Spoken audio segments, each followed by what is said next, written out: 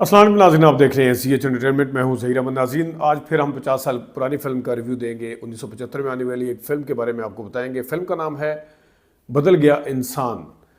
Film जो है उसके डायरेक्टर और उसके प्रोड्यूसर हैदर थे। ये वही हैदर हैं जिन्होंने हमराई फ़िल्म में काम किया था, जिनकी एक टांग मौजूद होती है। दूसरे वाले नबीना थे, उनका नाम मुझे नहीं पता क्या था, लेकिन हमराई में आने वाले हैदर ने ये फ़िल्म प्रोड्यूस भी की थी और डायरेक्ट भी की थी।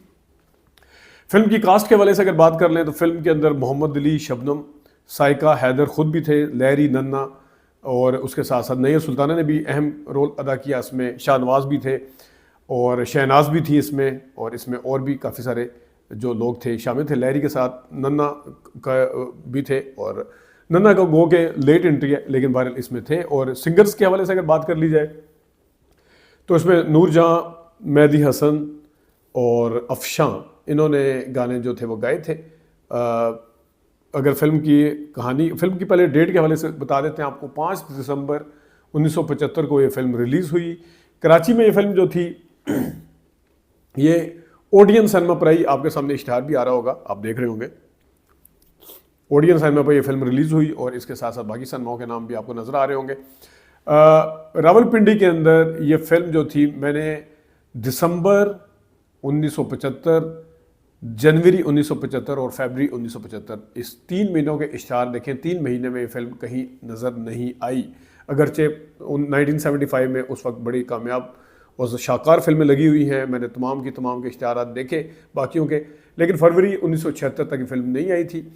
और इसकी वजह क्या हो सकती है मैं आपको बताता हूँ। लेकिन बिन बादल बरसात ये जो बदल गया इंसान, इस हवाले से नाम जो था बड़ा यूनिक सा लगता है, और इससे पता ये चलता है जिस तरह हार गया इंसान और जिस तरह जाग उठा इंसान, इस तरह की कोई फिल्म होगी बड़ी ज़बरदस्त। लेकिन फिल्म देखने के बाद, फिल्म की बुनियादी तौर पर कहानी है कि नैयर सुल्ताना गरीब औरत है, साबरा नाम है उनका, और वो उनका बेटा अकबर जो है, मोहम्मद अली ने किरदार अदा किया, वो वकील बनने के लिए गए हुए हैं।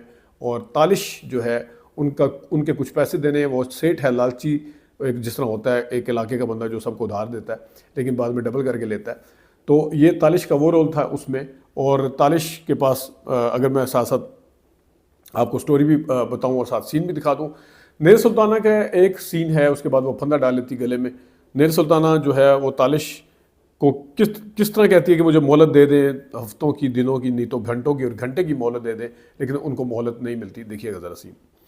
मुझे घर से बेघर न कीजिए, 2-4 घंटे की मोहलत और दे दीजिए, मेरा अकबर आता ही होगा, उसके आते ही मैं आपके पाँव झुका दूंगी। तो जनाब इस सीन के बाद जो है वो अकबर की माँ मर जाती हैं, गले में फंदा डाल लेती हैं, लेकिन जो सेठ है उसको इस चीज़ को कोई फ़र्क नहीं पड़ता। उसकी नज़र इनके घर पे होती है जो कि वो ले लेता है। तो किस तरीके से अकबर जो है वो आते हैं और वो वहाँ आके आप देखें कि क्या होता है। फंदा डालने वाला सीन जो है गले में, और उसके बाद वो अपनी माँ का ख़त जो साथ साथ उनकी साउंड आती है बीच में, वॉइस ओवर के साथ है नैयर सुल्ताना साहबा की। देखिएगा ज़रा। कल ईद का दिन है, घर घर में खुशियाँ होंगी, मगर तेरे घर की छोटी सी खुशी शेख अजीम से न देखी। एक इसमें जब ये सारा कुछ होता है नैयर सुल्ताना के साथ, साबरा के साथ, तो एक गाना आता है बीच में, अमीरों के खुदा तो गरीबों का भी खुदा है। मसूद राना का गाना, वो जो खुद ब खुद लगा होता है उसमें, उससे उसकी फिल्म की शुरुआत से ही उसको संजीदा एक उसका बिल्टअप है। देखिएगा ज़रा।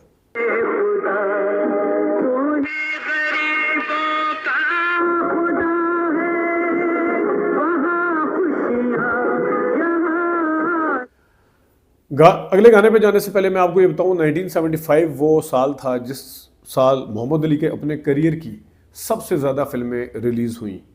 1975 में नदीम, वहीद मुराद, शाहिद, गुलामुद्दीन साहब का तो क्योंकि एंट्री हुई थी उस टाइम, इन 4 अदाकारों में सबसे ज़्यादा फिल्में अगर किसी की आई 1975 में, वो थी मोहम्मद अली की फिल्में, और कम अज़ कम मेरा 20 से ज़्यादा थी अगर मैं गलती पे नहीं हूँ। तो आगे आपको दिखाते हैं शबनम, जो कि उसी सेठ की बेटी है जो तालिश ने जो रोल प्ले किया था, और हैदर जो है असलम का किरदार, वो भी उन्हीं का बेटा है। तो देखिए ज़रा शबनम, दुनिया है दिल की काली, अफशां की आवाज़ में गाना देखिएगा ज़रा।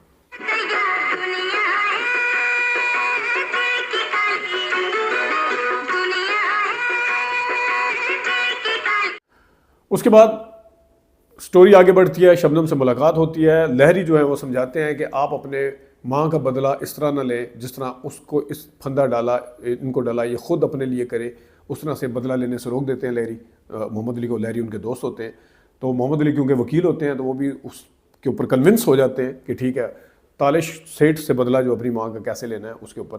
तो बाद में एक इनका फिर टकराव उन्हीं की बेटी के साथ हो जाता है जैसा फिल्मों में होता है। और फिर वो गाना है दुनिया है दिल की काली, ये तो आपको सुना चुके हैं। दूसरा गाना जो है शबनम साहबा का, देखिएगा ज़रा।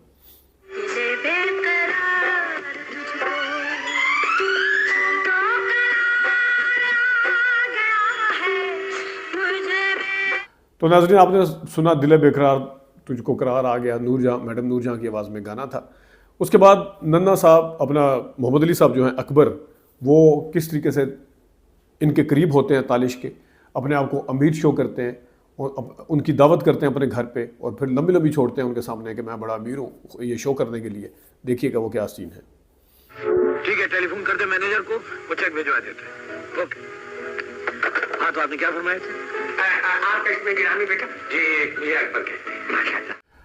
मैं इस फिल्म के अंदर मोहम्मद अली साहब को कम से कम थोड़ा सा मिसफिट समझता हूँ, क्योंकि एक तो फिल्म की खैर कहानी के ऊपर भी अगर मैं आता हूँ, लेकिन मोहम्मद अली साहब मिसफिट थे। अभी एक मैं आपको सीन दिखाता हूँ, क्योंकि शुरुआत इसकी ऐसी थी जैसे संजीदा है, उसमें मोहम्मद अली साहब बिल्कुल फिट थे। आगे जाके इसकी जो कंसीव किया गया इसकी स्टोरी को, या अदाकारों ने जो कुछ किया, या हदायतकार था, या स्टोरी वाले का गलती कहना चाहिए, उसको थोड़ी मजाक करने की कोशिश की। अब वो फिल्म की जो बिल्टअप थी वो संजीदा थी, उसको एकदम से मजाक वाली साइड पे ले जाया गया, और वो बंदा मजाक करता फिर जिसकी माँ ने गले में फंदा डाल के, वो था लॉजिक नहीं थी कि जिसकी माँ को गले में फंदा डाला और वो अपने एक दोस्त की बात से कन्विंस हो गया कि अभी बदला नहीं लेना, ये हो नहीं सकता, एक बेटा इस तरह कर नहीं सकता। लेकिन बहरहाल ये हुआ, और उसके बाद वो मजाक वाली साइड पे आ गए। तो वो किरदार जो है मोहम्मद अली से ज़्यादा शायद नदीम साहब सबसे पहले, फिर वहीद मुराद साहब, और फिर शाहिद साहब कर सकते थे। शाहिद साहब को चलें अगर थोड़ी देर के लिए हम साइड पर करें, तो बुनियादी तौर पर नदीम साहब या वहीद मुराद साहब को ये फिल्म मिलनी चाहिए थी। अगरचे मैं इस फिल्म के बनने के ऊपर इतना ज़्यादा कन्विंस नहीं हूँ, ना इसकी स्टोरी के ऊपर इतना कन्विंस हूँ जितना मैंने आपको बताया। उसकी मैं मिसाल इसलिए देता हूँ, कुछ लाइनें ऐसी होती हैं जिसमें अदा करने वाला जो बंदा होता है वो बड़ा मैटर करता है। अब मैं चले बाद में मिसाल देता हूँ, उसकी मिसालें हम देते हैं कि किस तरह होता है। ये एक लाइन उन्होंने बोली कि 1 महीने की तो बात है, 1 हफ्ते में गुजर जाएगा। अब ये बुनियादी तौर पर एक कॉमेडी लाइन है, थोड़ी सी लाइटर साइड पे है, लेकिन इसके ऊपर हंसी कोई नहीं आती। इसकी टाइमिंग आप देखें अली भाई की, ये सारा कुछ, इस पर हंसी नहीं आती। देखिएगा ज़रा। महीना खत्म होगा तो तनख्वाह मिलेगी। यार मैं दुकानदारों से कब तक झूठ बोलता रहूंगा? अरे 1 महीने की तो बात है, 1 हफ्ते में गुजर जाएगा और तनख्वाह मिल। नाज़रीन, मैं जो बताना चाह रहा था कि रंगीला, नन्ना या इवन नदीम साहब जो थे, अनाड़ी, सैया अनाड़ी, दिल लगी, मतलब उन पहचान, इनकी फिल्में देखें तो उनमें वो जो भी बोलते थे हंसी आती थी। अब दूर ना जाएं, एक फिल्म थी पंजाब नहीं जाऊंगी। अब हुमायूं सईद का जो शख्सियत है वो कोई इतनी ज़्यादा मतलब भारी भरकम सी शख्सियत है, कोई इतना लाइटर किरदार करने के मास्टर नहीं है। लेकिन फिल्म का एक जो माहौल होता है, स्टोरी को जो कंसीव किया जाता है, फिल्म की जो लाइनें होती हैं सम टाइम, उसमें आप अपने आप को इतना इन्वॉल्व कर लेते हैं कि उसमें फिर हुमायूं सईद सिर्फ ये भी कहता है ना कि शफीक अहमद रोटी खोल दे, उस पर भी लोग हंसते थे। वो जो भी कहता है वो हंसते हैं। इसमें बड़ी माजरत के साथ आगे जाके, बल्कि अली भाई तो दूर की बात है, इसमें लहरी साहब भी बहुत जोर लगाते हुए नजर आ रहे हैं। उन्होंने चले किसी हद तक कामयाबी भी इसमें की, लेकिन नन्ना साहब के किरदार में भी बड़ी एफर्ट नजर आई है। वो अब देखने वाले को समझ नहीं आती कि एक कॉमेडी एक्टर आपके सामने नफसियाती रोल प्ले कर रहा है, लेकिन वो नफसियाती को कंसीव ऐसा किया जाना चाहिए कि उसमें हंसी का एलिमेंट भी रहे, क्योंकि नन्ना साहब की मौजूदगी का फिर फ़ायदा नहीं है। तो लेकिन उसमें भी वो एफर्ट करते नजर। अब आगे देखें, शबनम साहिबा, वो भी कोई कॉमेडी इतनी अच्छी नहीं करती, और फिर मोहम्मद अली साहब हैं, वो कोट उतार रहे, जूते उतार रही है, वो भी एक लाइट सीन था, उसके अंदर भी कोई आपको इतनी हंसी नहीं आएगी। देखिएगा।